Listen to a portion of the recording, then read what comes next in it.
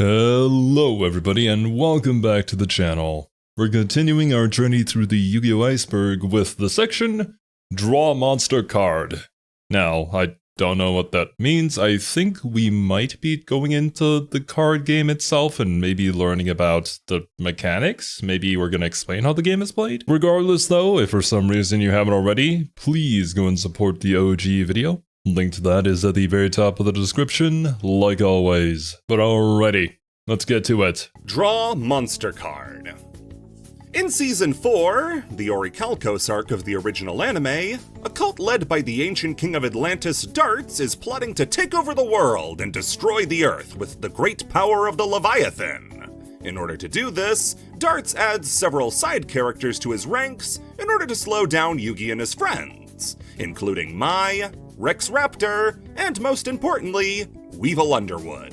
This will be the final time Important and Weevil Underwood ever see each other. It's also important to note that due to Atem's own mistake, Yugi has been separated from his partner and friends and is currently captured by Darts. The duel is going Weevil's way at first, after Atem botches a fusion summon that leaves him helpless, until Weevil decides to taunt Atem by— Wait, what? You can botch a fusion summon? I didn't know that was a thing. By showing him a card he claims has Yugi's soul in it. In reality, it's a worthless Gokibor, but to get Atem mad, he rips it up anyway and lets Atem believe that he just killed little Yugi. Atem calmly activates Berserk Soul. Unspeakable violence is then committed on Weevil, drawing monster card after monster card over and over to let his Breaker the Magical Warrior keep attacking. All the while, in the Japanese version, his voice actor Shunsuke Kazuma is shredding his voice to pieces by screaming, "Monster Card! Monster Card! Monster Card! Monster Card! Oh my god, that's a lot of drawing. This is one of the most iconic scenes from the original anime. A scene showcasing massive overkill and great dramatic tension. But if that's all it was, I doubt it would make it this far. So what if I told you that Berserk Soul, the card that facilitated this, was an actual card, and they made it a little special? See, Berserk Soul works pretty similarly to the anime. Discard your entire hand, target a monster with 1500 or less attack, send the top card of your deck to the graveyard, and if it's a monster, deal 500 damage. Then you keep repeating it up to 7 more times until you reach the 8th monster card, or draw a spell or trap card. Sounds simple, right? Might even be fun in a deck that doesn't use any spell or traps like Super Heavy Samurai, or a deck that uses small attack monsters like Watts. Well, with how the— Yeah, man. It hasn't been that long, but I'm actually hit with a wave of nostalgia seeing Super Heavy Samurai and the Watt cards. Although, I think Super Heavy Samurai has found its own use in modern-day Yu-Gi-Oh! Because I believe they released some support for a different archetype and they splash in Super Heavy Samurai, or it's the other way around. I think they're just really good tuners. As for the Watts, I don't know. I've only ever seen them once during my entire time playing Master Duel, not gonna lie. The card is worded, the effect doesn't finish resolving until the final monster card is drawn, or you draw a spell or trap. That means that if your opponent's life points hit 0 in the middle of the effect's resolution, the game won't end. The game can't end until you finish resolving the effect. Really? The way this effect works— So you're just like basically kicking the shit out of your opponent while they're down already? means that you can keep attacking your opponent until the final card is drawn after their life points reach 0. Just like Atem did in the anime. Berserk Soul is part of an extremely exclusive group of cards whose effect text is worded in a way that makes it work more similarly to how it does in the anime, even though that's not necessarily how the card should work in the real game. In fact, I can't really think of any other cards that have gotten this treatment. Sadly though, this didn't last long, as the rules for the game were updated, so the game will end automatically when your opponent's life points hit 0, and not waiting until the effect resolves. But for a time, the card worked exactly like it did in the show. And in some of the older video games that included the anime version of the card and not the real legal version, like the Tag Force games, you were totally able to keep on attacking well past the point of defeat. Hell yeah. Yu-Gi-Oh! The Movie. With Pokemon seeing massive box office success, I see. I was like, Draw Monster card is going to be the entirety of this last section? Never mind. It was just one little section. The others just aren't chaptered. Okay, then. The highest grossing anime film of all time in America? Why can't Yu-Gi-Oh! Get a piece of that pie? Pyramid of Light was a 2004 movie produced by 4Kids, and was made specifically for America after they had struck a deal with Warner Brothers to release a Yu-Gi-Oh! Movie. However, short of the Season 0 OVAs, they had nothing that could fit that role. This wasn't like Pokemon or Dragon Ball, where they had feature-length Yu-Gi-Oh! Productions, so they had no other options but to foot the bill and commission the film themselves. That's why the film has a noticeable uptick in quality. Nice. It's shaded now, compared to the show. Never mind. And why all the cards use their original official card borders. In America, there's a law that forbids cartoons from advertising real-world products in their show. Oh, and really? Since Yu-Gi-Oh! Cards are real-world products you can buy, the change had to be made to the iconic anime original designs that ditched the card tips. That's why. I see. I always wondered why they never actually drew it the exact way that a Yu-Gi-Oh! Card would look like. Wasn't aware of this law. But I suppose it kind of makes sense, considering how much product placement is in kids' entertainment. But obviously, you gotta do it in the sneaky way, right? Where first you have to have an actual cartoon, and then afterwards, during the commercial break, then you advertise your actual little model figures or action figures they can play with, so that they can beg their parents to buy it from you. To be honest with you, I always felt like those sort of kids programming that kind of leans towards the whole go and buy this toy feels a little bit scummy, but what do I know? I'm just a dude. The movie itself is standard anime movie fare. It kinda lines up with the original story and ties back into some series lore, but it can be ditched without losing anything major. It's about a counterfeit millennium puzzle that houses the Egyptian god of death, Anubis. Through some duels with Kaiba, the pyramid reawakens, and Yugi is tasked with stopping it. As a continuation of the show, it does wrap back around on certain lore beats, like dissension in the Pharaoh Atem's court, in some neat ways. Plot-wise, yeah, it's bare bones, but for what it is, it can be a fine little side quest during an original series rewatch. Now, as a casual, I feel like I've heard of the Pokemon movie, but I certainly haven't heard of the Yu-Gi-Oh! Movie, so I'm assuming it just didn't do as well. But obviously, it probably made enough money to warrant continuing the anime. Or maybe the anime itself was already just super popular and this was sort of just more of a side project. Another aspect of the movie that's garnered a lot of attention after its release was the soundtrack. Pyramid of Light featured tracks made for the movie, like You're Not Me, as well as licensed. Wait. You're Not Me! Persona 4 intensifies. Every single time, man. God damn it. The most infamous of which is a song made by the band The Black Eyed Peas. Oh, they sent their song For really? the People off the album Elefunk to be used in the movie. God, we're not even that far in and we're already talking about G-Force collaborators. Oh, don't worry, it doesn't mention Yu-Gi-Oh! Anyway. I think I actually had a G-Force game on my PlayStation 2. Maybe I'm crazy, but I'm pretty sure I played as the guinea pigs. I had all of like the movie tie-in games. A child me did not know what a good game was. Justin Timberlake gets a shout out before Nunu the Ogdoadic Remnant. Now, there is one more thing that Yu-Gi-Oh! The movie is known for.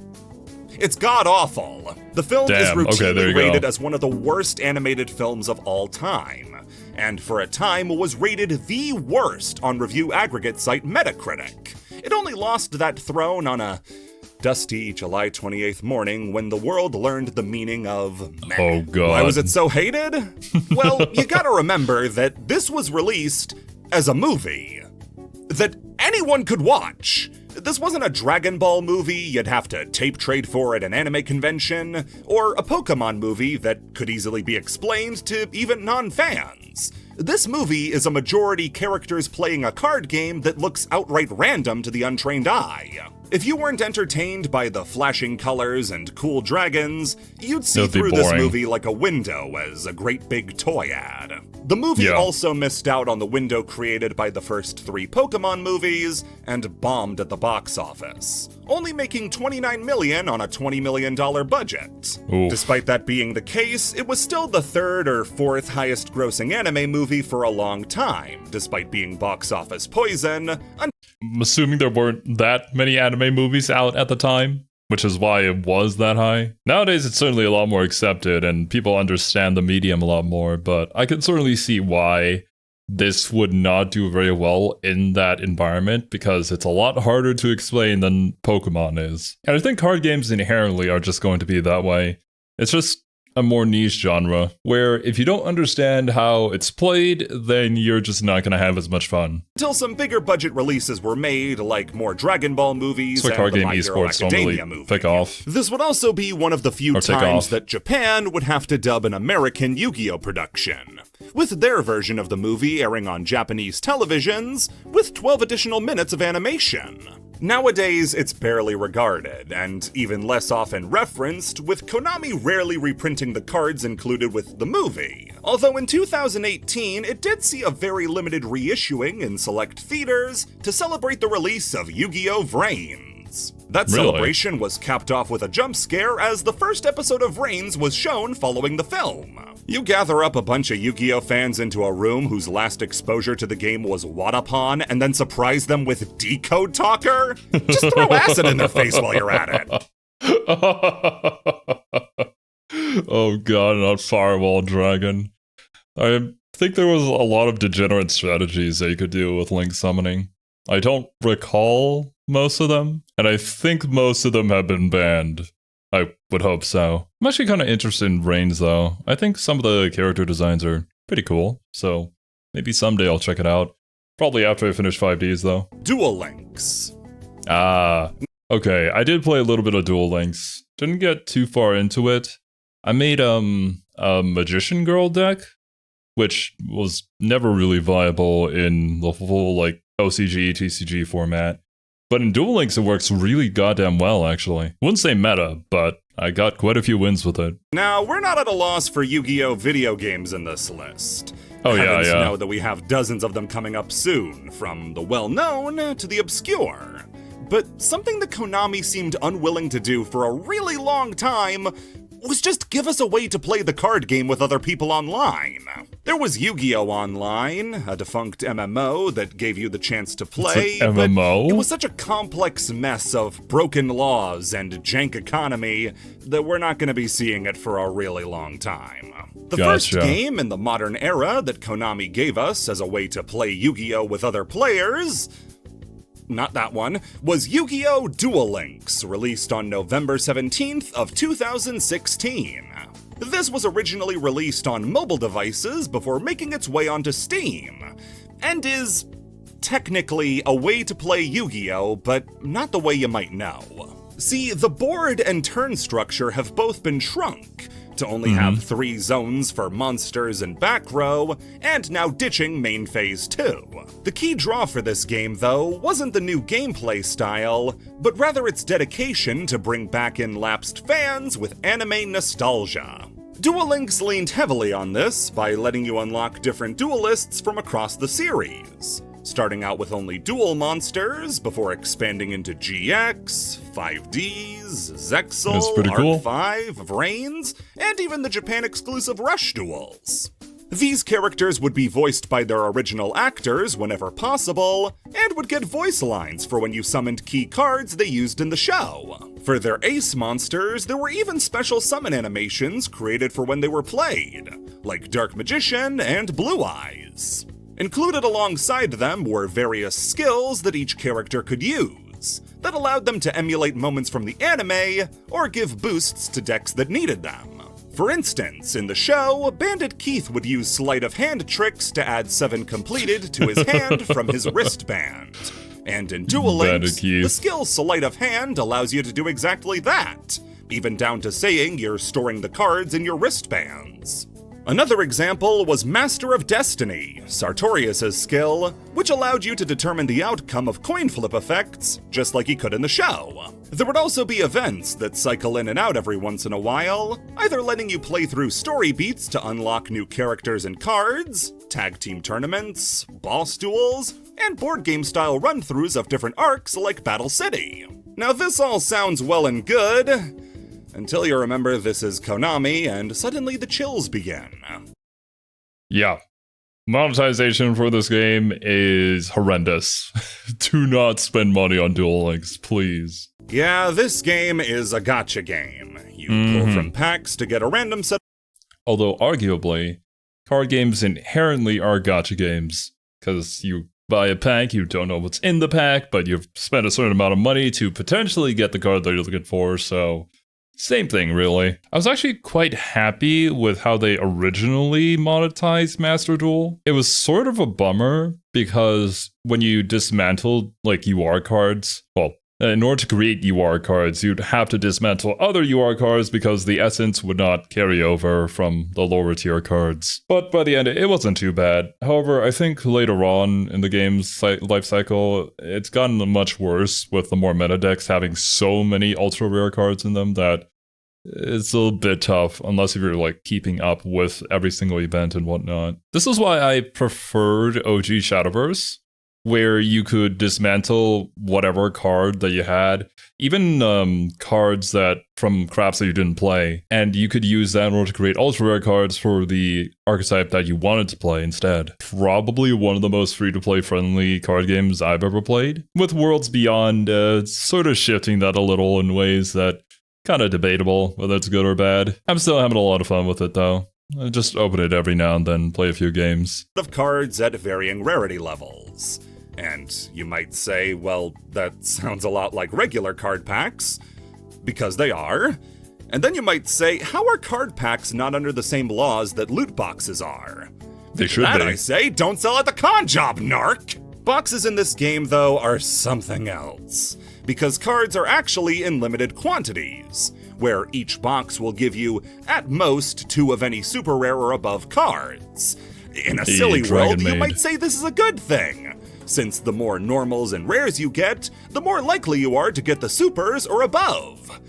What this really means, though, is that if the card you need 3 of is an ultra rare, you're gonna go digging through the box 3 separate times, with no guarantee on when you're gonna get another one.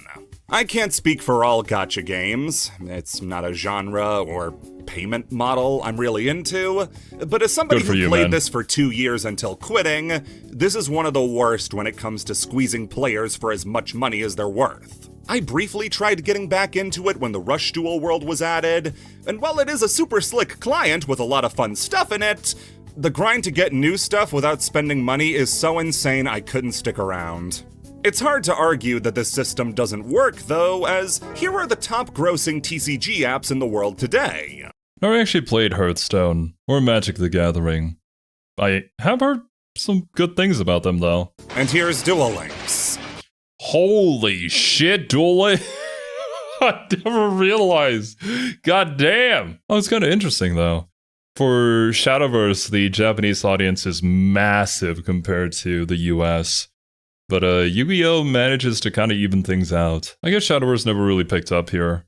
In the western side of the world. It did fill a niche that no other official Konami-released game did, and that was being able to play against other people from all around the world. The game did feature a very comprehensive competitive ladder that you could climb, going all the way from Rookie to King of Games. And it did have its own unique meta that was so unique, it has its own spot further down on the Iceberg. I can't say I didn't enjoy my time playing the game, because I did, and even met some great friends thanks to it. And it can't be stated enough how many people got back into Yu-Gi-Oh! Thanks to Yu-Gi-Oh! Abridged, but then the on-ramp that Duel Links supplied. But between this and their next attempt, it's clear where most serious Yu-Gi-Oh! Players are playing nowadays. Master Duel. Released in 2022, Master Duel was Konami's second major push to try to make Yu-Gi-Oh! Playable the world over. And this time, there were no alternate formats or anime emulating skills. This was far closer to traditional Yu-Gi-Oh! Where Duel Links served as a way for casual players to get serious, Master Duel was a way for competitive players to get even more serious. The main attraction for the game is having a Konami-sanctioned way to play Yu-Gi-Oh! Online with the slickest client possible, with tons of love and attention given into summon animations, duel fields, music, and accessories. It does look really damn good. I just wish they did more with it. Like, I think even modern day Master Duel hasn't really added any of the cool formats that you can play Yu-Gi-Oh! In till this day. You just occasionally have festivals that I don't think even are permanent. Of course, you can make your own rules and then get a community together to play it, but what about like an officially sanctioned mode? You can collect so many things, like mates that will watch you as you duel and cheer you on, sleeves for your cards, different mats that are 3D representations of different iconic cards and locales. There's so much to collect here, you might forget about the 10,000 cards that are being constantly updated. But then you remember that Konami is making this and the chills start again. There it goes. But then you actually start playing, and the chills go away. For as greedy and money-hungry as Duel Links is, Master Duel is every bit surprisingly cheap and affordable. Alright, let's not try to set expectations too high here. You're still gonna be struggling for gems if you don't plop down a little cash. 100%. But the game actually does try to make things as simple as it can for players who want to stay on a budget.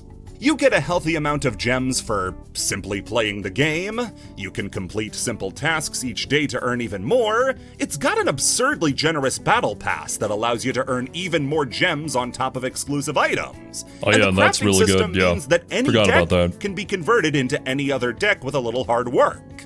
Compared to most other gacha games or digital TCGs, Master Duel is insanely giving to the point I kind of expected the rug to be pulled out from under me.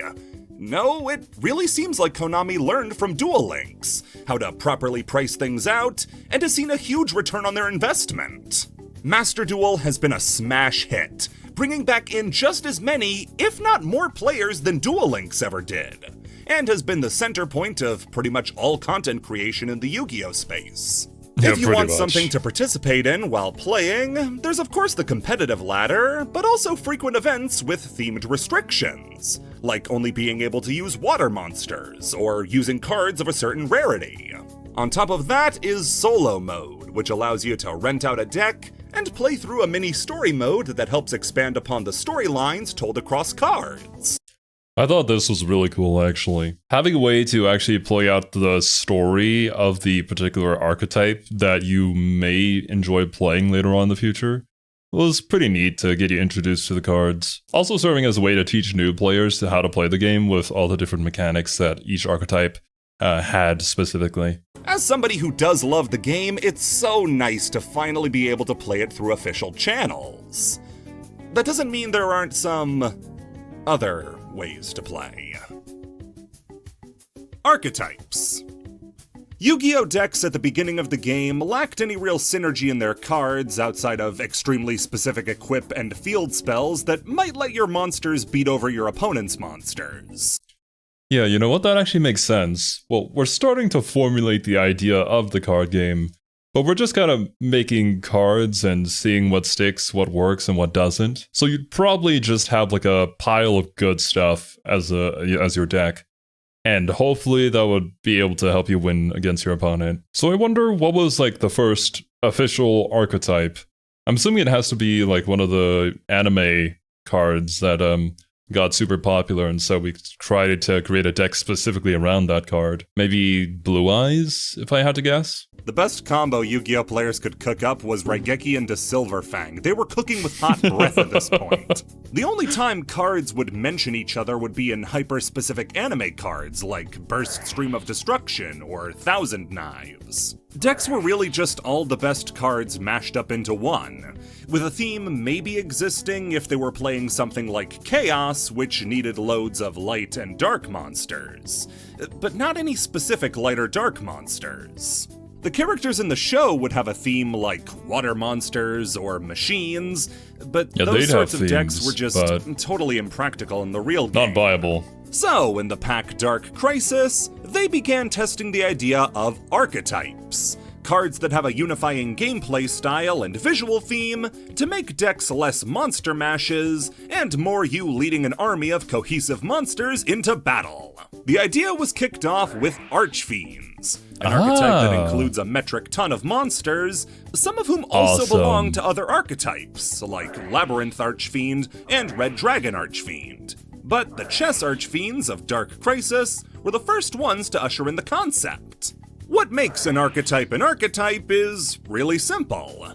As long as a name is listed in quotations on a card, it's officially an archetype. So of course the Archfiends don't actually have their names in quotations on their original printings. Alright, off to a great start. Gotta love the ancient wording on these old-ass cards. Of course you have blue hair and pronouns. The Duel Monsters era would introduce a few other different archetypes to the game, like the Gravekeepers, the first deck to Yo, Gravekeepers. Man, I loved playing Gravekeepers, especially during the whole Tearlaments meta, where all of their fusing would have to come from the graveyard, pop out a Gravekeeper, and yeah, absolutely got shut down. Of course, they had some pretty easy ways to get around it if they had the cards in hand, but if they didn't, then easy clap. It's actually quite surprising how many decks in Yu-Gi-Oh! Need their graveyard to be able to move cards in and out of it at will. I wonder if there are other card games that utilize the graveyard as much as Yu-Gi-Oh! Does. Because, you know, normally when you think of a graveyard, that would be like your discard pile. The place where cards go to it and they never come back. But in Yu-Gi-Oh!, dumping your card into the graveyard means that you can just search it out of the graveyard and then put it back on the field super easily. So it's not necessarily a bad thing when a card goes there. It's usually a really good thing, actually. Produce archetypal spells and traps, Amazoness and Nephthys, but in GX, they took the concept and ran with it. Out were the days of anime characters playing Fish, the deck. Now they would be playing Elemental Heroes, Cyber Dragons, and Crystal Beasts. This also helped to change up the real game as well, as instead of being hamstrung by having to just print powerful individual cards, they could print powerful cards for specific archetypes. Instead of heroes having to just rely on reinforcements of the army, they could get their own version in E Emergency Call. Cyber Dragons didn't have to bum it with boring old polymerization to get to their fusion monsters. They could go even further with Power Bond. Ojamas could blow up the entire field with Ojama Delta Hurricane, an effect so good that the two cards that make up its effect are both banned. While the concept was still a little touch and go in 5Ds and Zexal, with both main characters playing Monster Mash decks that were retrofitted into archetypes, Arc V and Vrains both went whole hog, and gave archetypes to pretty much every character in the show, no matter how big or small. The game as well got dozens of original archetypes, and as the game advanced, they had to start getting more unique and creative with what they were based on. They covered a lot of really basic concepts early on.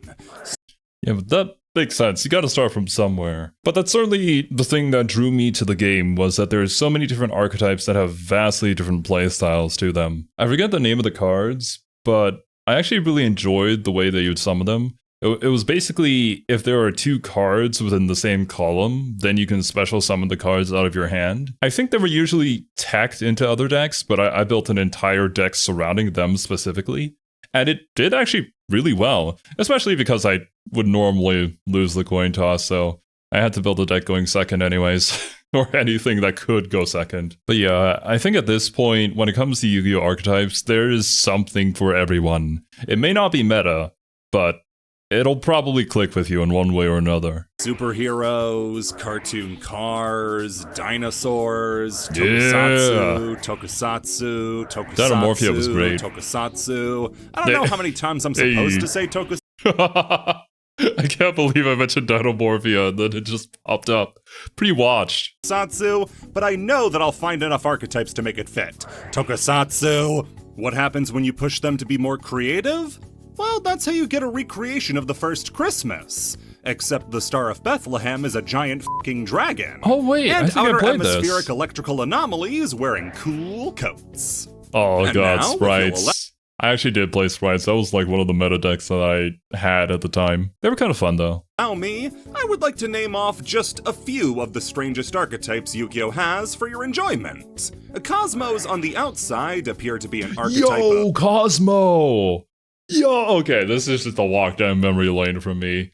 Oh man, I love this archetype. It's just Star Wars. But when I pulled up into ranks with Cosmo, there were quite a few people who did not know what to do.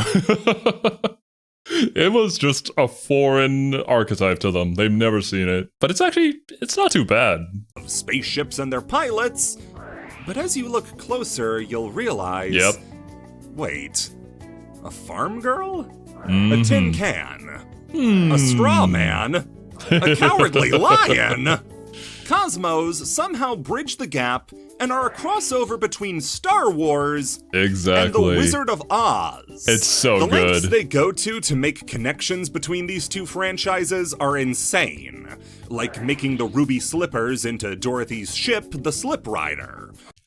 This is creativity. You take two unrelated things, you mash them together and make something new. There you go. The Stormtroopers get crossed over with the Flying Monkeys to make Sword Troopers, and the Wicked Witch of the West and Darth Vader were merged to make Dark Lady. One of Yu-Gi-Oh! I think Dark Lady was like the boss monster of the deck. I could be wrong though, it's been a while. But yeah, the whole like getting into a ship and then the ship getting destroyed and then the pilot jumping out of it was super cool. It was so fun. Those most recent archetypes is also one of its most interesting thematically.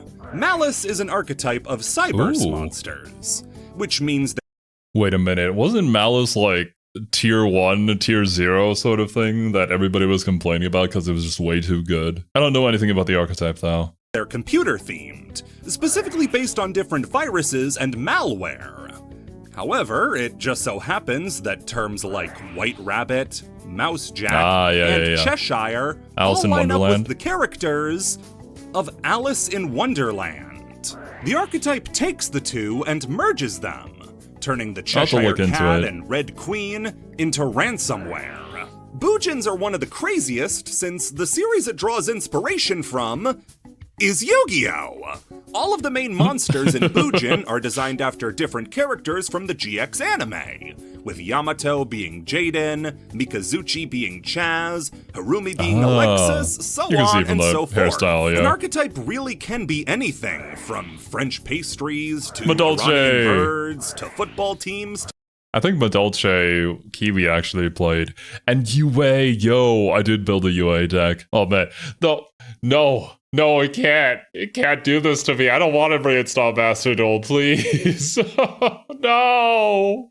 I just love playing Yu-Gi-Oh! I love building the decks, but man, do I hate playing against the meta. You just gotta find like a friend to play Yu-Gi-Oh! With and just create some rules on which era of cards that we're gonna be using.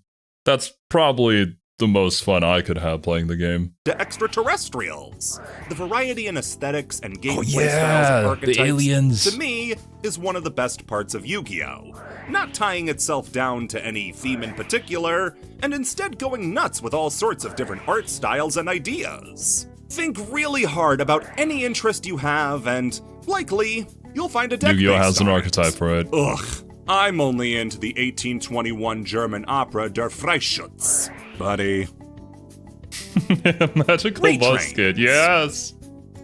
Yu-Gi-Oh! Relies on nostalgia more than any other card game. 100%. When you think about how most people got into the game, watching the anime, it makes sense that you want to go out of your way to cater to the demographic coming back to the game and looking for the cards they played with when they were younger. The problem there is that cards printed before WrestleMania 20 aren't going to hold the test of time versus WrestleMania 40 cards. Dark Magician, as a level 7 monster with 2500 attack, was already struggling for relevance when it was released, when Summon Skull stuck its head in a toilet. So, in order to take these old cards and get them ready for the modern day, Yu-Gi-Oh! Will revamp, revitalize, and retrain a monster into something new. Retrain as a term comes from the card Obnoxious Celtic Guard, a retrain of Celtic Guardian, who is named in Japan, quite fittingly, Retrained Elf Swordsman. Psych, the card was actually mistranslated on purpose due to people hating his real name. Damn. But the phrase retrain stuck, so what are you gonna do? So what is his real name in Japan? Baffling Elf Swordsman.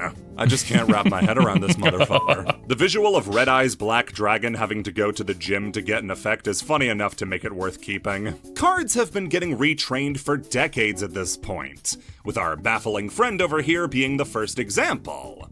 But if you have a favorite card from when you were a kid, chances are it's gotten a spit and shine. Yep. Dark Magician? Take your pick between Magician of Dark Illusions, Palladium Oracle Mahad, Nightmare Magician, and Dark Magician, the Magician of Black Magic. You think that's bad? In Japan, this card is called Black Magician. Black Magician? No, thanks, I understand. At least it's not Curse of Dragon, the Cursed Dragon. So, this is... Yeah, man. Yu-Gi-Oh! Names for the cards are awesome. They're just like, we'll stick all of these cool words together, and then it'll work. It just works. It's been too long, but my favorite example was a particular synchro card. I think it was like a level 8 synchro card. It was a dragon, and then it had like the repeating name of Magical Dragon or something like that. We might show it here. A cursed dragon who got cursed again.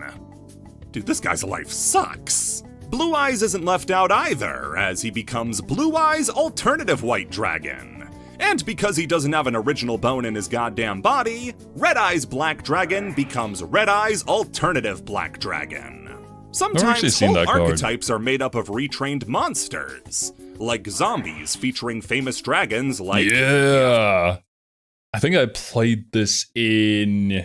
it was like an archetype based around the Ayakashi and Yokai or something like that. You can basically tech this into any zombie deck though, and it just works. Aforementioned Red Eyes, Felgrand Dragon, and Coral Dragon after they bit the dust.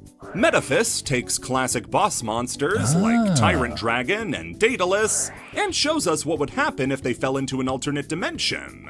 Yeah. Mementos are a recent archetype who take old as dirt normal monsters from the beginning of the game and gives them new life by killing them.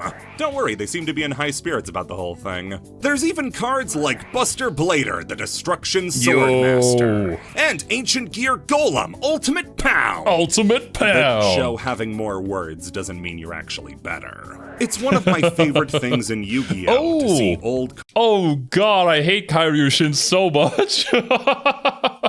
All those Kairyushin players out there in the festivals just... smacking people left and right with their unaffected cards. Oh, man, it hurts. But yeah, no, Umi's great. Umi's fun. Cards I recognized from when I was a child be given new life. And there's no telling what card will be given the chance to show what it can do. Even if it turns out to not be very great, it'll always get a pop out of me when I see a card I recognize. To see them again. And seeing what they decided to give it is always interesting. Erratas. Yeah, there's Everybody makes mistakes. In Yu-Gi-Oh, we call them dual avatars. Sometimes cards in Yu-Gi-Oh are decided to have effects that are too strong to be left around. Fair. And more often than not, they're discovered after the card was printed. Cards like Sangan, Ring of Destruction, and Crush Card Virus warp the game around themselves if they're left alone. And clearly cards as strong as these guys can't be allowed to just exist. The usual answer is to just ban them. Lock them up, throw away the key, no need to worry. But then the masochists start to look back fondly on these cards and want to play with them again. You give them downgrades and retrains, but no, they specifically want Sangan, Ring of Destruction, and Crush Card Virus. Alright, Konami says, tossing you back Sangan without any arms or legs.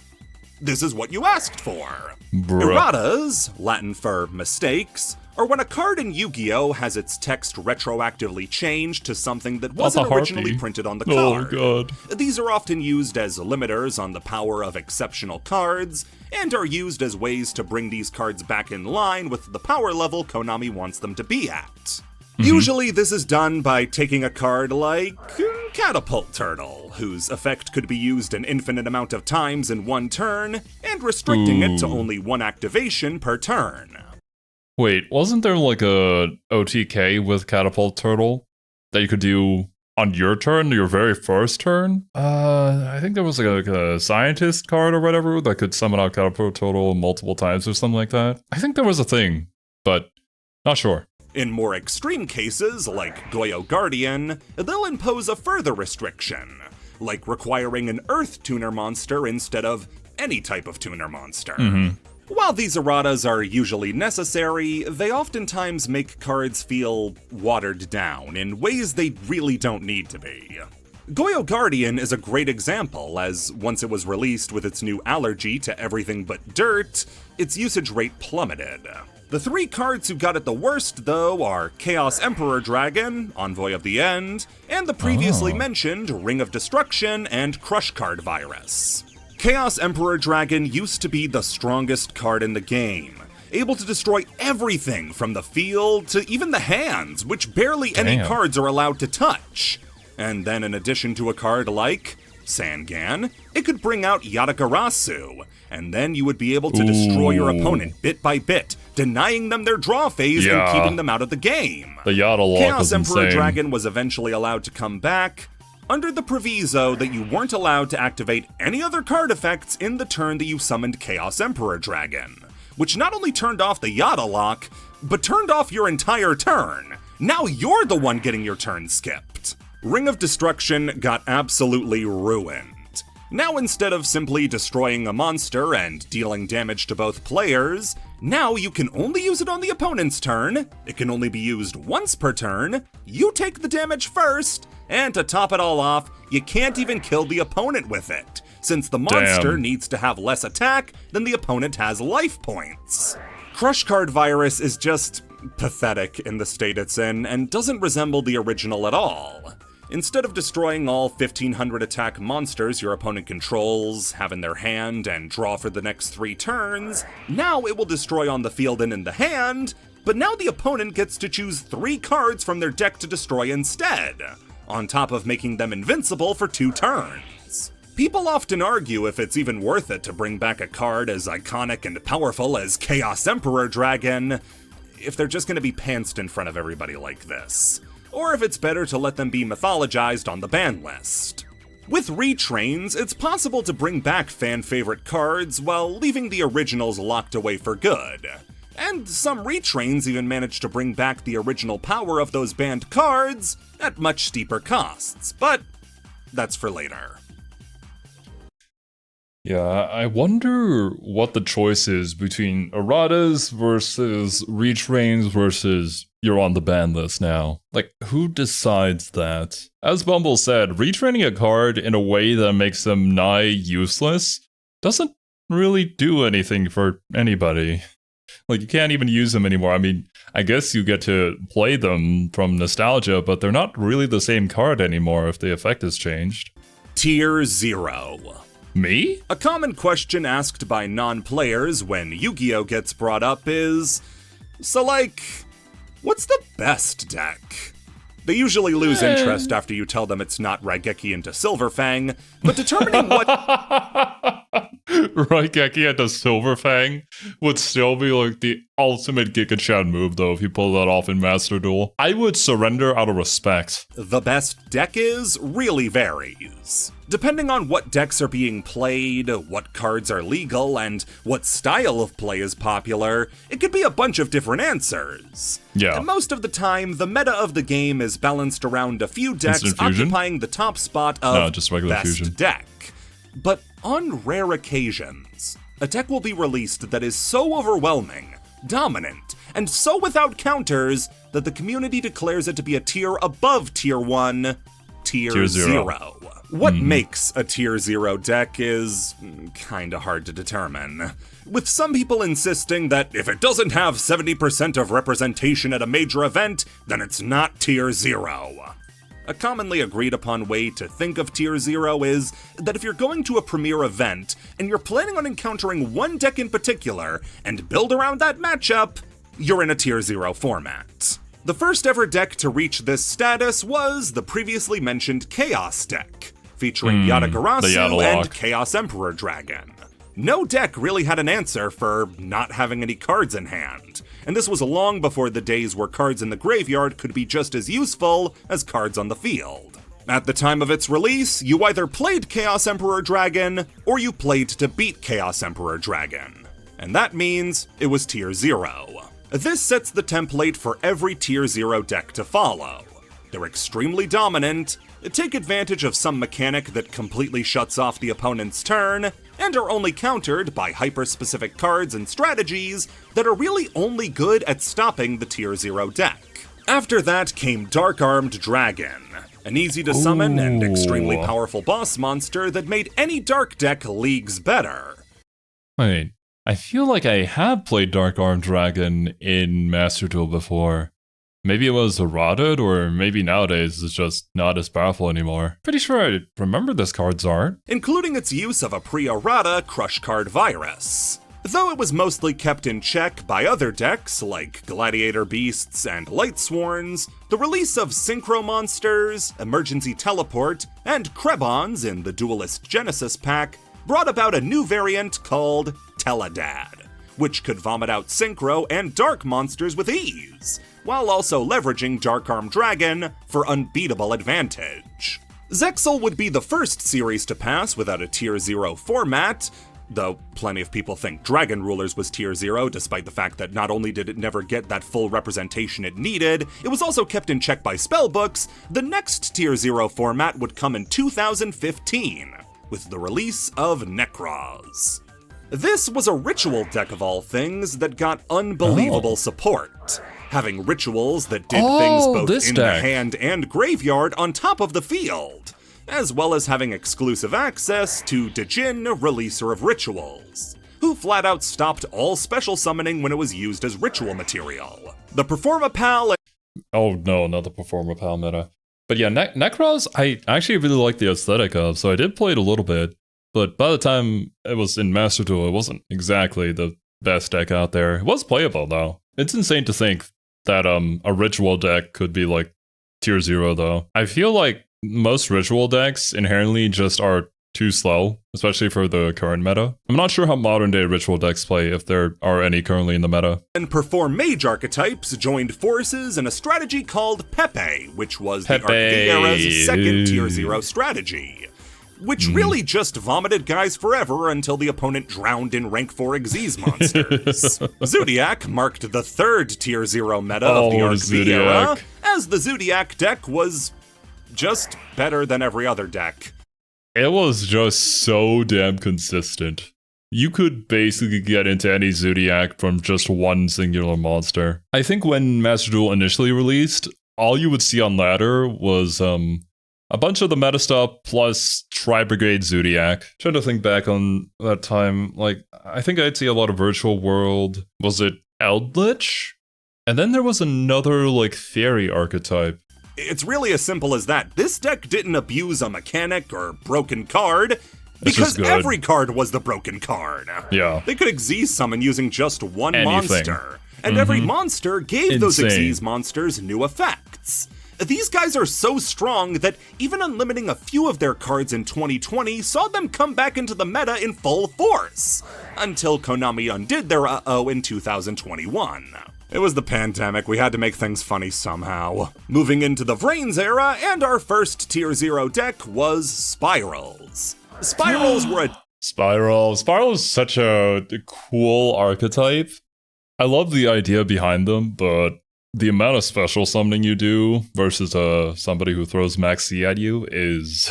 yeah. Deck made by the American Konami branch that accomplished dick-ass shit, but before the release of their Link monster, Spiral Double Helix. Yep. This monster proved that Master Rule 4 was going to be a lot of fun. It turns out giving a deck a way to spam out every monster was a bad idea. The best part about Spiral format was waiting to see just how bad it got. When tournament results are released in Yu-Gi-Oh!, a common thing to do is release a pie chart to show their representation. And Spiral's representation would be so massive that oftentimes the pie chart would just be a picture of Double Helix, save for the face of Spiral Sleeper. People would then joke that we would know that things had gotten really bad when we saw Sleeper's face. Luckily, I don't think any major tournament ever got that bad, but it was almost that bad. From here, we got a brief reprieve from Tier 0 archetypes for about half a decade, until the set Power of the Elements. introducing the world sprites to the Tearlament elements. archetype. This was a deck that could fusion summon to no end, mill cards that would then fusion summon, and summon powerful boss monsters on the opponent's first turn. With the release of cards like Agido the Ancient Sentinel and Kelbeck the Ancient Vanguard that could mill up to 5 cards. Oh yeah, I forgot. Of course, you'd play with the Ishizu archetype, and they would also mill cards, so you'd almost always have something to fusion summon, even if you're going second. A lot of people will say this is like the most interactive time that Yu-Gi-Oh! Has ever had. So, I mean, everybody could play on anybody's turn. But that was if you were playing Tearlaments. I did try to at least get through the meta by playing the cards that I enjoyed plus Tearlaments, and I think, was it the Abyssal cards? It was like the dragons that you could use as hand traps to banish a dark monster from your opponent's graveyard. I tried to make all my off-meta decks and rogue decks work that way. Some had pretty good results, actually. But yeah, if you weren't playing Tearlaments plus the Ishizu cards, then it just wouldn't be as consistent as what your opponent was playing. Tearlament had become the undisputed best deck, and potentially the strongest deck of all time in the appropriately named Tier 0. Yeah. Immediately after Tier 0 ended, we entered another Tier 0 format in Kashtira, a horde of psychic monsters who just made our eyes hurt and that's it.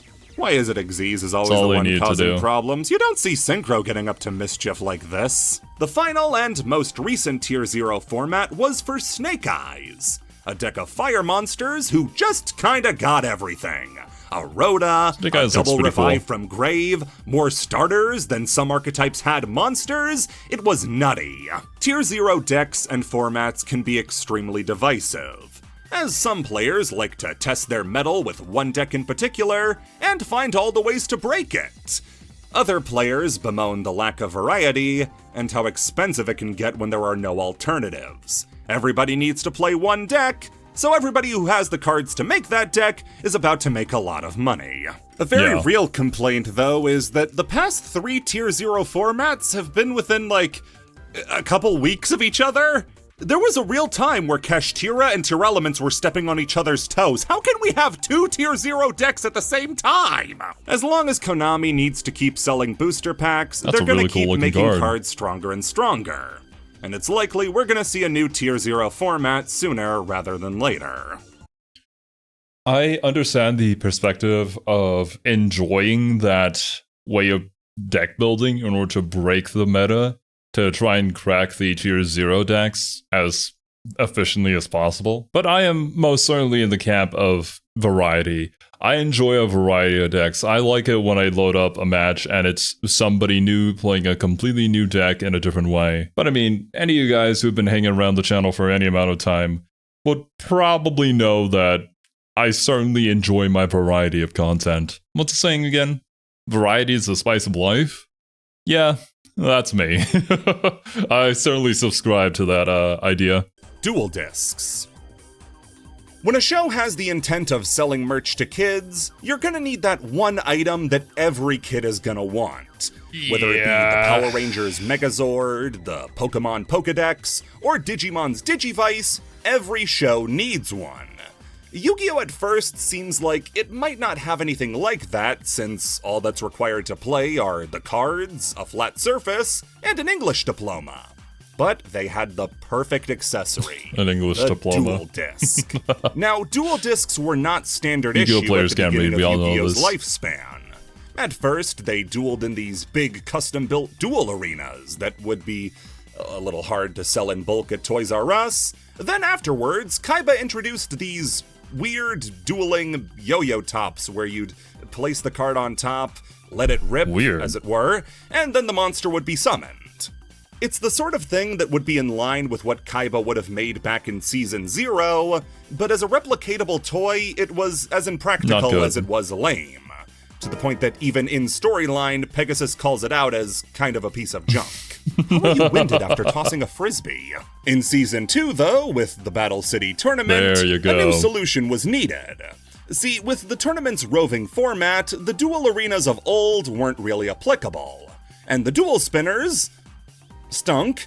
Enter the Dual Disc, a portable duel arena that rested on the duelist's wrist, folded in on itself to create the arena, and housed the deck itself. To say this design was iconic would be to call water wet, as from this moment forward, this became the standard way to play the game in the anime for every series afterwards. From GX all the way up to Go Rush, dual discs have been as important to a duelist as their deck, with certain duelists even getting variants to fit their personality or theming. Axel from Yu-Gi-Oh! GX had a dual disc that could transform into a gun to fit his army theme. Gil Ransborg from 5Ds had his fashioned into a shield. And by Arc 5, every dual disc was a hard-to-light construct with a glow specific to its duelist. They became a really useful shorthand to get across some element of a character, with nothing more than what they dueled with. I think it's a really cool idea for a character to just add to their character design with having this apparatus, I guess, or this accessory, probably the more correct term there, to really convey their personality and their background without having to say all of it. Of course, though, the part that most kids cared about was when they could get their own. Dual discs were released in America in 2003, and instantly became the prized jewel of any player's collection. Anyone with enough disposable income, and enough parent to make that disposable income, could have the coolest piece of merch ever! It would pop open just like it did in the show, you could draw cards from it. Okay, why does the lead up to this make me think that it's just not gonna work out? You could put those cards down. You could flaunt it over your friends who didn't have one? Okay, we're getting the energy back up. Yeah, we kind of have a problem where the dual discs don't necessarily do anything on their own, but that was never really the point. They were just supposed to be a fun way to play the game. Looking. Yeah. A way that is cluttered with all sorts of design flaws that don't really take into account how the game is played. The graveyard could only hold about 25 cards until you had to start putting them in your pocket, where they'd be fighting for space since there was no room for banished cards or your extra deck, and the slots you were supposed to insert your cards into on the board itself were tight. Too tight. If the cards were sleeved, they wouldn't fit. And if they were unsleeved, they had a nasty habit of bending or creasing cards, which, even if you disregard resale value, is just a crappy thing for them to do. They don't do much, but what they do, they can't do very well. That didn't stop every single person I knew from wanting one when they were younger. And nowadays, it's regarded as a huge piece of nostalgia for 2000s kids. I think nowadays you'd probably have one or buy one to have as a set piece in your room, rather than an actually functional item. Just let the anime characters do all the dueling with the dual disc. Because practically speaking, yeah, I can see why it'd be so impractical, especially with how Yu-Gi-Oh! Is played nowadays. It's not going to work out. And if you wanted to be even cooler, you could have picked up the rarer Orichalcos variant that nowadays goes for around $800. Holy shit. In 2019, Bandai Namco would create a newer version of the dual disc that, while removing some functionality from the original, would improve upon it in pretty much every way. Like adjusting the slots to hold sleeved cards, and adding lights and music straight out of the original anime. Cool. Parodies. When a property hits the big stage as hard and as fast as Yu-Gi-Oh! Did, it's impossible for people to not want to poke fun at it. I mean, Yu-Gi-Oh! Is the poster child for TV shows where the entire world is centered around the game it's shilling. Wars are fought over individual cards. The world is shaped by the will of who can summon out a 3K beater quicker.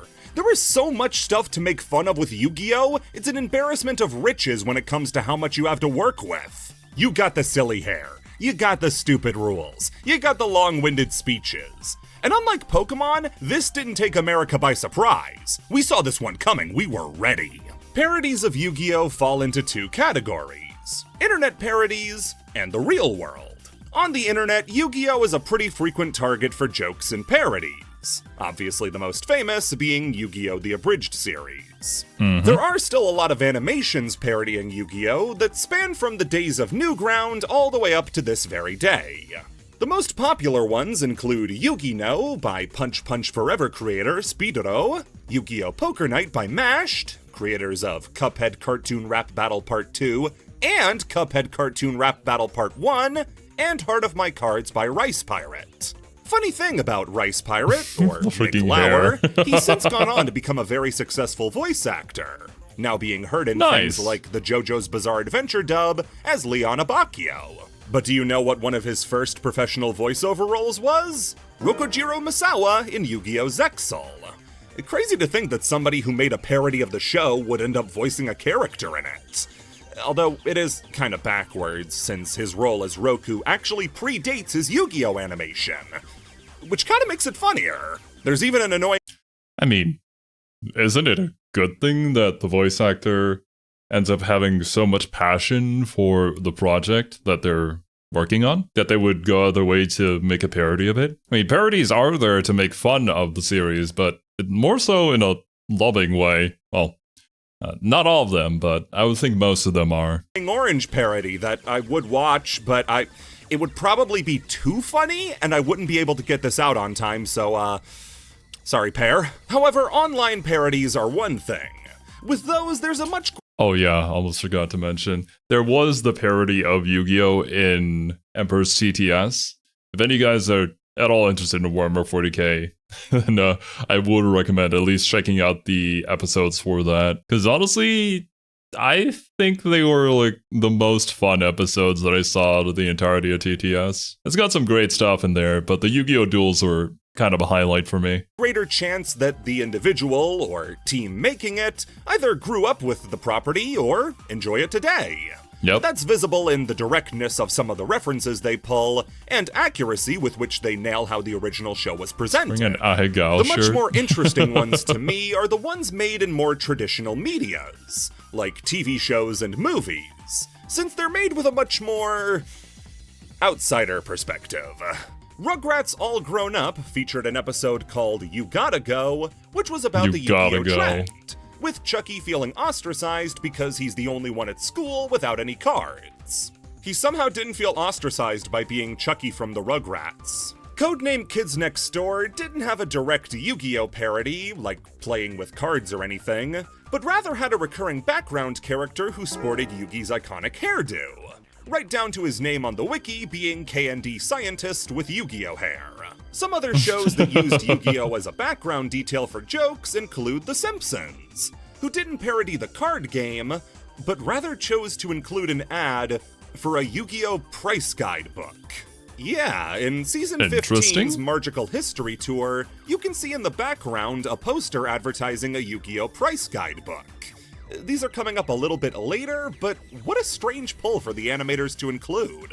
Given that it's right next to a poster for Everybody Poops, I guess the joke was just how dumb the idea of a Yu-Gi-Oh! Price guide was back then, but more realistically, it's just a background detail modeled on a real poster one of the writers saw in a bookstore.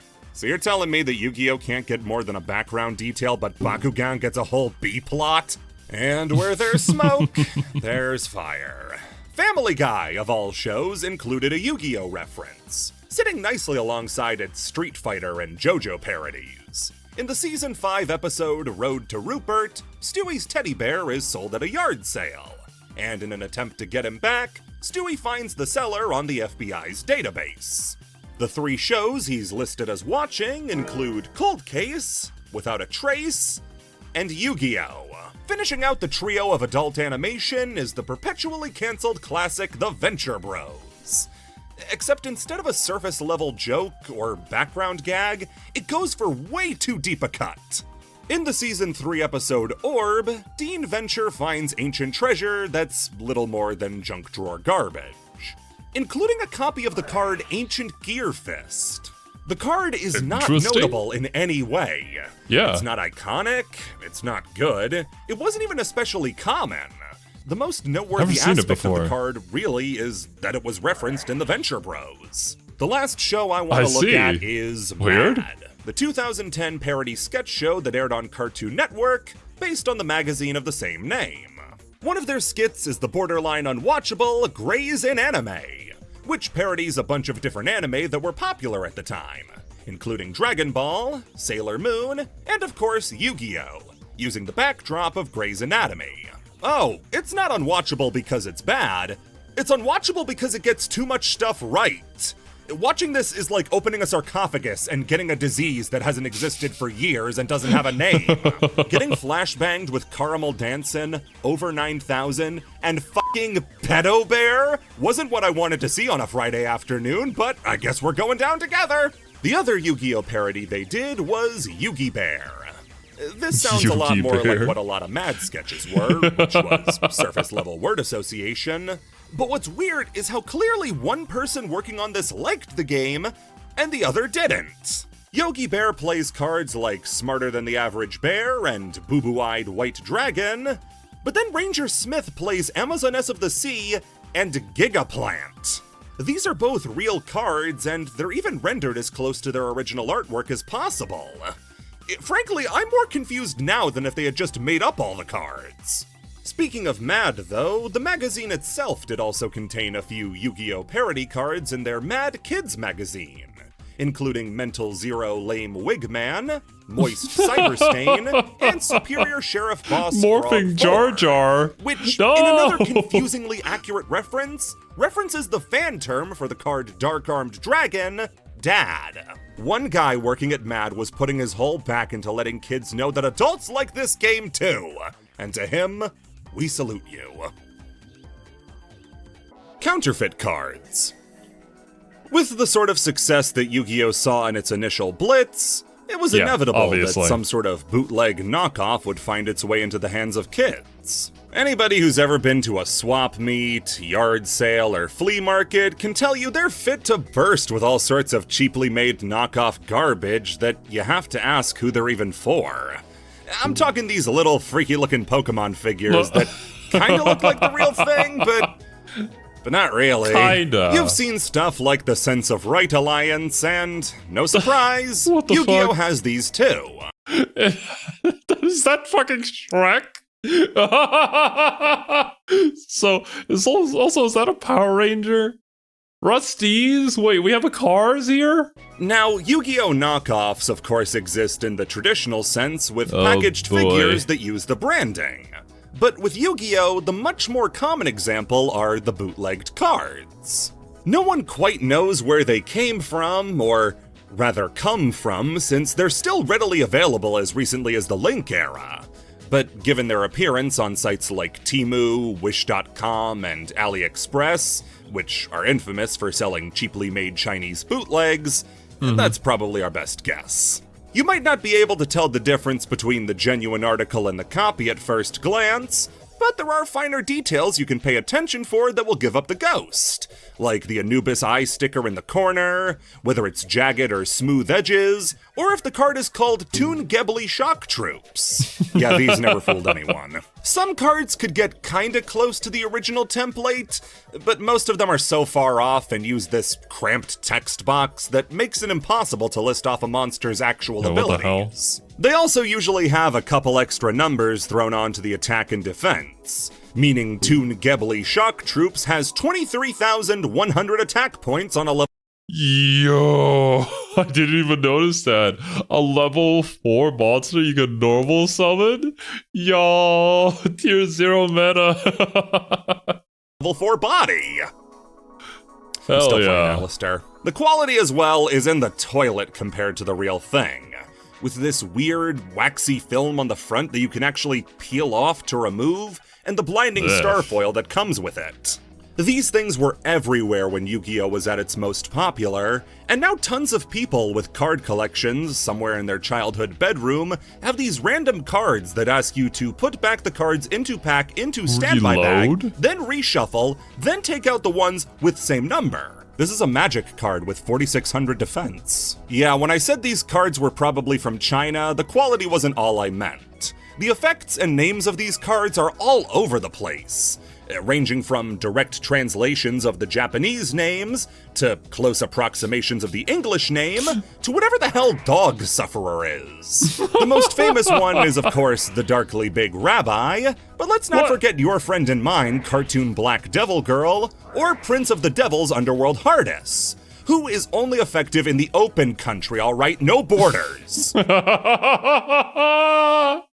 Oh man, these are great. Actually, did Team Samurai do an entire duel with just these counterfeit cards and try to play it regularly with regular Yu-Gi-Oh rules, because I might have to peep that video. That sounds like things would go hilariously, especially with how weird some of the text effects are and how the numbers are just all wrong. I wonder why, couldn't you just do it a little bit better? Like, actually try to make it look like a real thing instead of whatever the heck this is. No power for the demons in your own open country during the fighting. This card has no way to special itself from the Semtree. Alright, don't even try it. Oh, and if you thought this was a US exclusive problem, France comes in clutch with Deux Defenders Tablette in PL. This card says if there are 7 different 7 Instruments of the Ages cards and the stone tablet on the battlefield or in the graveyard, you can call upon and free the unlimited powers of the evil god of hell and destroy every card your opponent controls in the game. Chainsaw him? Endymion text length. Learning Yu-Gi-Oh! Yes. Endymion. Endymion is like the example that people bring up when they're talking about a super long text to read.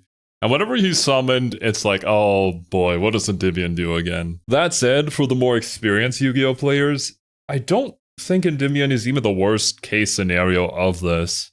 It's just the example that people bring up. Is far from easy. Outside of the basic stuff like summoning mechanics and so how many the game complex actually things, works, there are so many different systems working under the hood that you could play 100 duels and they never come up. But when they do, you realize this game is so much more complicated than it reasonably should be if it's marketed to children. We're talking about chain blocking. We're talking about if versus when effects. We're talking about what counts as effect negation versus resolution negation. A player who picks up the game to play Red Eye's Black Dragon shouldn't have to worry about whether or not MST negates. Now,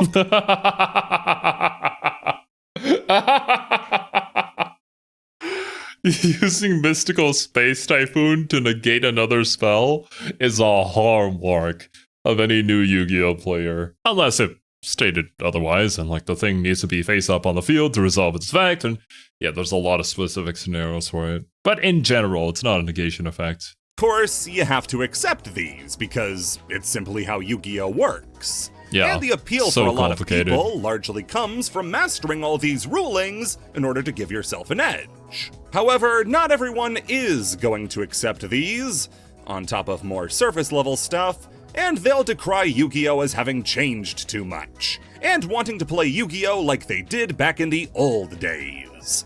These are called Yugi Boomers, and they're Yu-Gi-Oh!'s equivalent to Gen 1ers. They'll constantly complain that Yu-Gi-Oh! Has gotten too complex, without taking the time to learn how the game even works. Outside of a memory of playing with the zombie structure deck 20 years ago. Now, if they took the time to learn the game, they could join the rest of us in complaining about how this game is too complex and being justified. 100%. Yugi Boomers have a lot of different pieces of ammunition to throw at people when they express joy. It's gonna be but the biggest blow they have is a single card. One that to them embodies everything wrong with the game and should be thrown into an incinerator. It's not even the worst one. The Mighty Master of Magic. This is a level 7 spellcaster pendulum monster who holds the record for the longest card text in the entire game, having a meaty effect both in its monster effect and pendulum effect. Okay, never mind. It does have the record of having the longest text in the game, but I wouldn't really say the most complex out there. Not that I can think of any examples at the moment, but fairly certain. In general though, when it comes to how Yu-Gi-Oh! Is played and the rules behind it and understanding how effects and chain links work, like, it's a little bit of a learning curve, but once you get it, most of the very niche scenarios will usually never happen. So you can play the majority of the game pretty fine, as long as you understand the different phases and how to play the game in general. I think especially for these cards with a lot of like longer text, oftentimes because your time is sort of limited when your opponent is playing your card and you have the limited time to read it, the more familiar you get with the game, the easier it is to pick out the like key words of the card and So to summarize how it would work. For those really out of the know, pendulums are basically monsters that can double as spell cards. Yeah. Except I'm here to explain this as simply as I can. This card is not hard to understand. It's not. It's scary because of text bloat, but once you learn the effect once, it's really easy to understand. Pendulum effect. Remove 6 spell counters to summon it. Pop as many cards on the field as you have spell counter monsters. Yup. On the field, negate spells and traps by returning spell counter monsters to your hand. It's indestructible when it has counters, and you get a free spell when it dies. Yu-Gi-Oh's lack of keywords like magic and other TCGs have make effects look a lot longer than they really are, and Endymion is the biggest victim of this. You know, actually, that's a good point. There aren't like predefined keywords that are used for universally for all the cards, which makes it a lot harder to read and understand. But as I said earlier, you can start to recognize the keywords that are usually going to be used within the larger text and come to a summary of how the card is played. Despite the ease of understanding the effect, Endymion has become the Yu-Gi Boomer poster child. Always shown as an example that Yu-Gi-Oh! Is dumb and gay, and should go back to Feral Imp Beatdown. Now, full disclosure, I'm biased. I play Endymion. I love Endymion, it's one of my favorite decks in the game. So seeing this Endymion's guy cool. brought up is like a dog whistle, that the person complaining likely has no idea what they're talking about. If they really wanted to talk about a confusing card, they'd go for something like Mischief of the Time Goddess, or Clock Lizard, or Curse of Fiend, a There you card go. from those old ages they want to go back to. Yu-Gi-Oh! Has been and always will be a complicated game. They just don't acknowledge this because that's not how they played Yu-Gi-Oh! Because the way they played Yu-Gi-Oh! Never really existed. Yu-Gi-Oh! As it was played at recess, in the lunchroom, and after school That was was never emblematic school of what rules. the game was actually supposed to be like. Nobody really fully understood the rules, had an idea about what rulings were. People today still have no idea how last turn resolves, and most importantly, everybody has a different idea of what classic Yu-Gi-Oh! Should be. I want to go back to classic Yu-Gi-Oh! Oh, thank God I finally found somebody to play the 1997 format with. Would you get mad at a new revision of Scrabble because it doesn't use house rules that you played with when you were 5 years old? No, that's ridiculous. But that's essentially what it comes down to with Yu-Gi Boomers' complaints about Yu-Gi-Oh!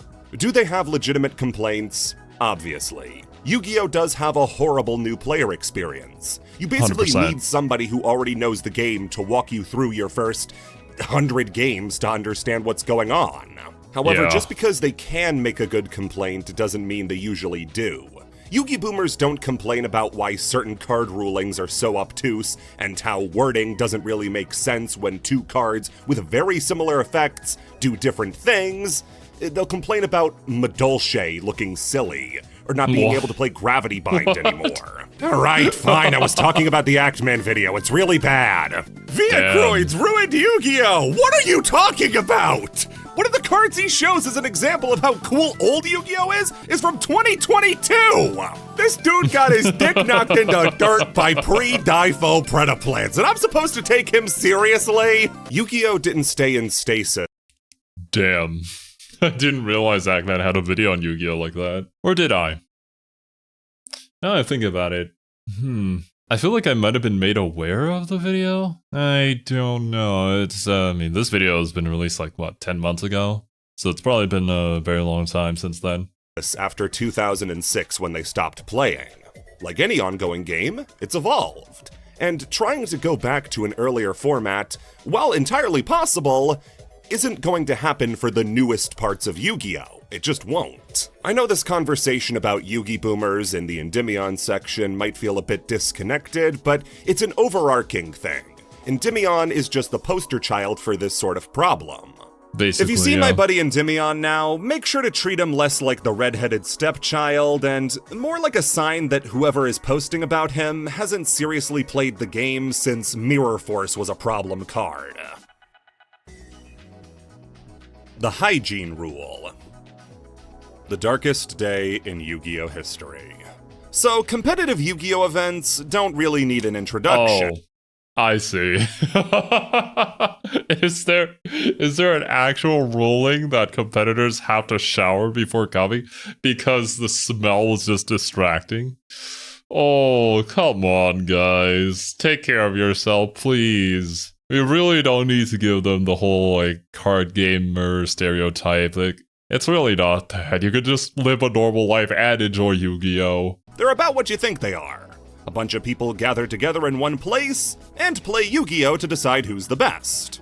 And of course, like any organized event, there are certain rules that need to be followed in order to participate. Codes of conduct and etiquette that should be common knowledge to just about everybody. Don't show up with a pornographic playmat, or pornographic card sleeves, or pornographic cards, or pornographic clothes. This is a rule that has to be enforced. There is one rule, though. Why is that? Why does it have to be enforced? That should be common knowledge. I mean, I'm not gonna knock you for having them. I totally would, but I'm not gonna bring them to a public event. What the hell? A rather recent rule that managed to breach the Yu-Gi-Oh! Community and go viral all over the web for all the wrong reasons. Yeah. On April 3rd, 2019, the official tournament rules got a new subheading under the Duelist Responsibilities section, subsection I, Hygiene. This subsection addresses a problem that had cropped up at events, in that players smelled like wet ass. The ruling now requires that if you plan on attending Konami-sanctioned events, you must be clean and wearing clothes that are clean. If you or your clothing are excessively dirty or bad-smelling, you can be penalized and potentially kicked out. You'd think this is common sense, but I think for a lot of like sports events too, they probably have a specific ruling for this. Like as somebody who used to be a professional golfer, there's the code of conduct and what you're normally supposed to be wearing when you go out onto the course. And obviously you gotta look your best, you gotta dress clean, you gotta obviously be presentable, right? Especially in tournament play. I think when you're playing something that is in a tournament that's being broadcasted, there's more specific rules on that, especially relating to like different sponsors that you would wear on your clothes, your attire, and how big the logos can be and where they're positioned and whatnot. But usually the sponsors that provide you with the gear will figure all that out. I think you should probably have that sort of same idea when you're going into a Yu-Gi-Oh! Tournament, that same code of conduct, but people be people. I think it's cool though, like we saw there earlier, somebody was cosplaying probably a character from Yu-Gi-Oh! And attending the tournament. That's really neat. I love to see that too when I'm watching like Evo, and you can see somebody cosplaying as their favorite fighting game character. But yeah, just basic hygiene, going out into society, that should be known. Now, smell is not an exclusively Yu-Gi-Oh! Problem. It's actually why we shower. It's a human problem. problem. Lots of hobbies like Magic and Smash Bros. Have had issues with smelliness in the past, and some of them are even more notorious for it than Yu-Gi-Oh! Is. The problem is that in these other communities, it's an unspoken rule that deodorant is strongly encouraged. It's a rule that isn't often followed, but whatever. Yu-Gi-Oh!, meanwhile, is one of the only major organized hobbies like this, where the problem got so bad, it had to be baked into the rule set of the game itself. It's now tournament illegal to be smelly. Yu-Gi-Oh! Is a game that needs its players to be in close proximity to each other. Yes. And for events like YCS's, where players are packed in tight, being surrounded on all sides by roadkill sounds like a horrible way to spend an afternoon. That didn't stop people from clowning on Yu-Gi-Oh! Players hard for being told you have to shower, with reports coming out of people leaving events because of how bad they smelled, people refusing to go to events because they didn't like the new rule, and of course, the most demoralizing one. People began posting the officially licensed Yu-Gi-Oh! Shampoo kit, with Dark Magician shampoo, Exodia deodorant, and Millennium Puzzle soap. God damn it, it's even on a rope too, like in the anime. Censored card art. Oh man. Oh, well. If how much censorship the original series underwent wasn't enough to fill you in yet, yeah, Japan has very different ideas about what is child appropriate versus what America does. In one nation, buzzsaws and boobies. In the other, dark energy discs and the Bible. Except we can't even have that. Yu-Gi-Oh! Card art is first and foremost made for the Japanese market, so it conforms to Japanese sensibilities. I think Shadowverse does the same thing. whereas more Western-centric card games probably don't have the same problem. I dislike censorship in general, simply because it's a very slippery slope, and I would rather be able to decide what is right and what is wrong by myself, but I can also understand from the perspective of a company trying to sell things to children, which I already said earlier in this video, it feels kind of scummy to me, but that's just how things are, that there would definitely have to be a certain level of censorship there. Which are, in a word, loose. Cards like the Harpy Ladies, the Amazonesses, and Last Day of Witch are able to depict some pretty gruesome and explicit stuff that you just can't get away with in America. So what do Americans do? Well, there has to be some censorship applied to the cards to make them printable without getting the packs labeled as pornographic gotcha games. We save that for the pornographic gotcha game. Of course. Hell yeah, Bumbles would bring up ZZZ. My goodness, you're playing Zenless for a reason. And I respect that. If you guys remember the video that I did after the whole earthquake situation that happened here, I do recall saying that it wasn't my life that flashed before my eyes, but my desire to see Evelyn's jiggly booty again. That was like one of the things that I regretted not seeing more of. Man, I should have known I was this kind of person. I'm sure it was very apparent to all of you guys who knew me, but I didn't think that would be like the thing I saw in my last moments. Frequent targets for censorship include scantily clad bodies, violence, blood, or religious imagery. The usual stuff, yeah. That's like half the card pool. So for the Harpy Ladies, all that bare skin they're showing gets covered up with a nice full-body skin suit that covers up anything naughty. With how much the Harpy archetype has been supported, this resulted in every single Harpy card ever released being censored in some way, shape, or form. Rip. Except Harpy's pet dragon, that guy knows how to keep it clean. Amazonessa's got a similar treatment, though there's still a good amount of big buff ladies half nude for you to admire. I mean, you gotta. The Amazoness is kind of based. I only saw it once or twice playing Master Duel. I've always wanted to build one, but I think my interest in the game was sort of waning at the time that I got around to it. And Last Day of Witch went from a horrific scene of witches being dragged to burn at the stake into... Those are cards that at least realistically warranted censorship. Like Barrel Dragon. It's just a dragon made of guns. Guns. But then you have a card like Artifact Scythe. Did you even know this card was censored in the TCG? Why? Wanna guess how? Well, in the TCG, his legs are scrunched up like this, but in the Japanese version of the card, he's just letting his no dick hang out for the entire YCS to see. Or what about Tier Elements have? But I mean, he doesn't have anything there, I guess.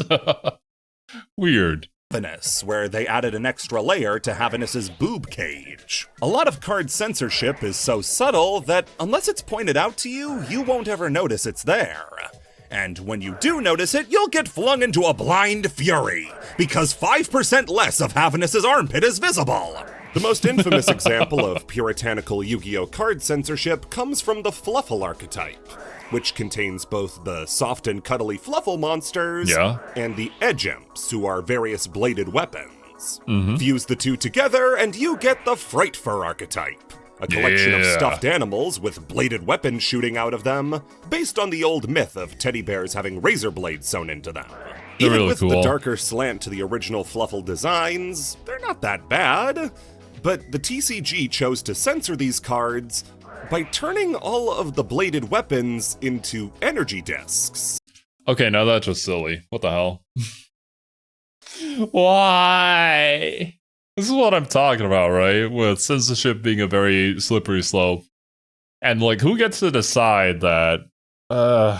This is a decision that nobody fully understands. I don't think anybody would have gotten up in arms over the Fluffle's designs, but no, not at all. To be safe, I guess, they decided to change them anyway. And of course, if you're looking for the card with the most censorship, look no further than Spy See Spy. This contains smoking, alcohol, and a pretty lady. Those are like the three worst things you can have. That doesn't... He's still doing the hands, but... doesn't mean some fun can't be had with their censorship. Like with Barrel Dragon. Instead of being made of revolvers in America, he's made out of laser cannons. Well, when Barrel Dragon was eventually toonified into Toon Barrel Dragon, the Japanese half decided to have a bit more fun with it, and designed him after the TCG version of the card, since it was meant to be a silly version of the original monster. Let's just say you really want to see the original Last Day of Witch, though. You're in luck, because you can get a TCG printing of the uncensored Japanese card by participating in the Lost Art promotion. These are events you can play at officially Konami-sanctioned card stores that will have the uncensored versions of cards you can finally see in all their NSFW glory.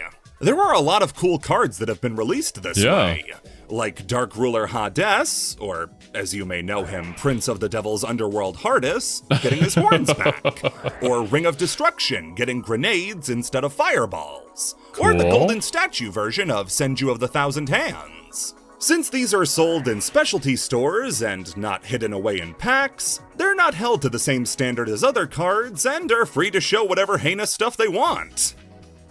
How heinous? Yu-Gi-Oh! Players can't read. Ah, yes. Yeah. Actually, I think I said that earlier, too. We all know we can't read. It's just a popular meme. But can you blame us when there's so many different archetypes out there? If somebody plays an archetype that you've never seen before with mechanics that you don't really comprehend, it's gonna be inevitable that you're gonna make a mistake or two when it comes to resolving your effects. Alright, so as we close things out here, you're about to enter the world of Yu-Gi-Oh! Proper.